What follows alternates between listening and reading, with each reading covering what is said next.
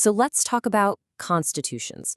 And I want you to just forget that image of some dusty old document locked away in a glass case. Instead, think of it as something alive, something essential. It's a society's ultimate blueprint. It is the operating system that runs an entire country. I mean, really think about that for a second. If you were starting a brand new country from the ground up, where would you even start? You've got land, you've got people. Now what? Who gets to be in charge? Who decides the rules? And maybe most importantly, how do you stop the whole thing from falling apart into total chaos, or even worse, a brutal dictatorship?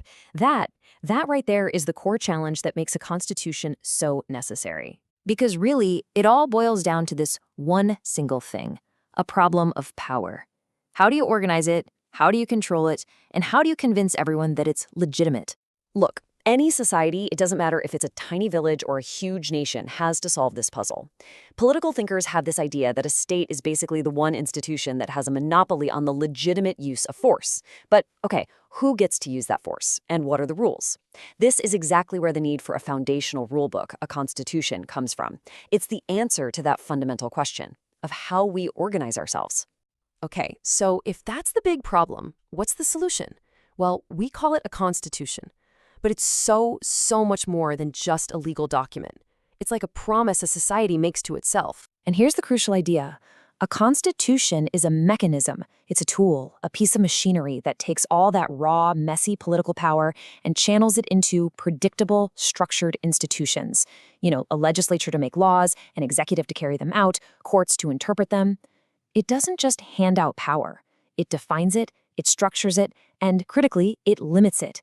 It is the rulebook for the rulers. And that points to something even deeper. The political scientist Daniel Alazar made this brilliant point that before you can even have a written constitution, you need what he calls a covenant. This is that fundamental agreement among a group of people that they are a single political community. It's the handshake deal, the we're all in this together moment. The Constitution just formalizes that agreement. You could almost say the covenant is the soul and the Constitution is the body. And this idea shows us that not all countries are built on the same foundation. Alazar points out there are basically three ways to go. First, you've got the hierarchical model, which is usually born out of conquest. Power flows from the top down, kind of like in an army. Then there's the organic model, which grows more, well, organically, around a central power, like the Westminster Parliament in the UK. And finally, you have the covenantal model, which is built on that idea of mutual agreement between equals. This creates a whole matrix of power centers, and it's the thinking that gives us federal systems. All right, so let's get practical. If you're the one drafting this blueprint, you've got some massive architectural decisions to make right up front. And these choices, they're going to define the entire shape and feel of your government. The first big fork in the road is this. Is your constitution going to be written or unwritten? Now, a written one, like what you see in the United States or Germany, is all contained in a single formal document. And that document is, without question, the supreme law of the land. But an unwritten one, like in the United Kingdom, is different. It draws its rules from all over the place, from laws passed by Parliament, from major court rulings, and from customs and traditions that have built up over centuries. There isn't one single text you can point to and say, that's the whole thing. Okay, next question. How do you spread power out across the country? In what's called a unitary state, like France, the central government is king. All power essentially radiates out from the capital city, and any local governments are secondary to it. But in a federal state, like the US or Germany, power is constitutionally split between the central government and regional governments, states, provinces, what have you. Each level is in charge of its own turf, so it's really a choice between concentrating power in one place or deliberately diffusing it. And what about the people who make the laws and the people who execute them? How do they relate? In a parliamentary system, the executive, that's the prime minister and their cabinet, are actually part of the legislature and are accountable to it. You could say their power is fused together. In a presidential system, on the other hand, the executive branch is totally separate and independent. The president is elected on their own and isn't a member of the legislature. Here, power is separated. As you can imagine, these two setups create totally different political worlds. But, you know, it's never quite that black and white.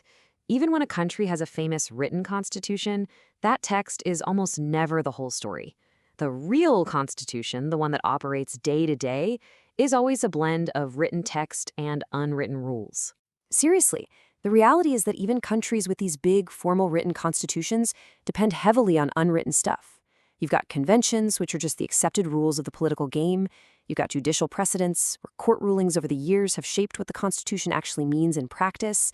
And then you have things like organic laws, which are basically detailed laws that Congress or Parliament passes to flesh out the broad strokes of the Constitution.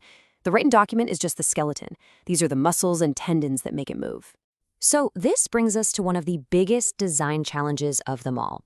How on earth do you create a blueprint that is stable enough to last for generations, but also flexible enough to adapt to a world you can't even imagine yet?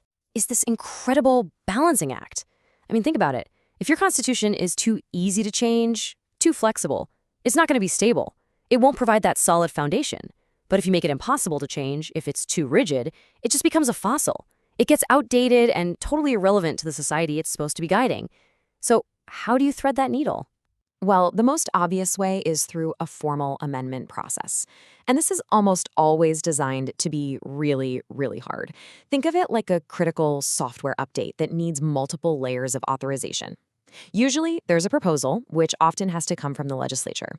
Then it has to be passed by a supermajority. We're not talking 51%, but something much higher, like 2/3. And finally, there's ratification, where you might need the regional governments to agree, or maybe even the entire country to vote on it in a referendum. That high bar is there on purpose, to make sure any changes are serious and have widespread support. But let's be honest, formal amendments are pretty rare. The way constitutions really evolve, day in and day out, is through interpretation. Judges, lawyers, and political leaders are constantly re-examining it. They might do a textual analysis, looking at the plain meaning of the words. Or they might look at the historical context. What did the founders originally intend? They can also rely on doctrinal interpretation, which means following the logic of past court cases.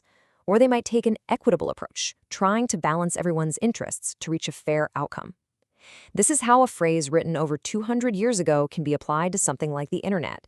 The words don't change, but their meaning evolves. Okay, for this last part, let's pull the camera way, way back. We've seen how constitutions are these amazing blueprints for creating stable, national political systems. But what happens when our biggest problems are no longer national? The classic model of a constitution is built on this core idea of a sovereign state. This entity that is the absolute supreme authority inside its own borders. But in the 21st century, that idea is starting to fray around the edges.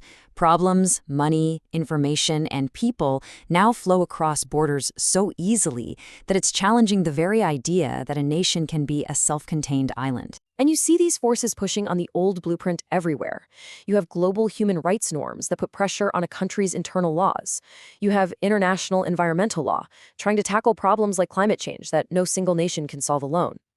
You've got economic interdependence, where what happens in global markets can have a bigger impact on a country than what its own government does. And you even have the rise of soft law, these non-binding international agreements that still end up shaping how countries behave. Each one of these is like a little crack in the wall of absolute national sovereignty. Which leaves us with this huge final question to chew on. For centuries, the national constitution has been the master plan for building a stable and just society. But what happens when our most urgent challenges, from global health crises to the governance of cyberspace, are global? Is a blueprint designed for the nation-state still the right tool for the job? Or are we going to need a new kind of covenant, a new kind of blueprint for a very new kind of world? That's something for all of us to think about. Thanks for joining me on The Explainer.